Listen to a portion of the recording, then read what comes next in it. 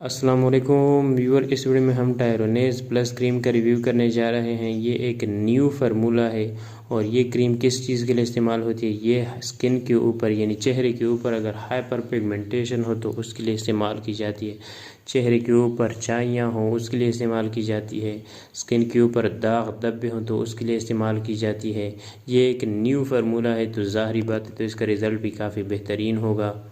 इसलिए अगर आपकी स्किन के ऊपर छाइयाँ हैं, दाग धब्बे हैं, हाइपर पिगमेंटेशन है तो स्ट्रांगली रिकमेंडेड फॉर यू। और ये क्रीम आप बिल्कुल इसको इस्तेमाल कर सकते हैं। तो व्यूअर्स, इसको इस्तेमाल किस तरह करना है, रात को सोने से पहले आप लोगों ने चेहरे पे लगा देना है और तब तक मलना है जब तक ये कम्प्लीटली एब्जॉर्ब ना हो। जब कम्प्लीटली एब्जॉर्ब हो जाए तब आपने इसको छोड़ देना है और सुबह आप धूप पे निकलने से पहले इसको इस्तेमाल करें।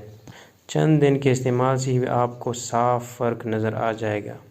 तो व्यूअर्स, ये थी आज की वीडियो। उम्मीद करता हूँ आप लोगों को पसंद आई होगी। पसंद आएगी तो वीडियो को लाइक करें, चैनल को सब्सक्राइब करना मत भूलें। तो मिलते हैं नेक्स्ट वीडियो में, तब तक के लिए अल्लाह हाफिज़।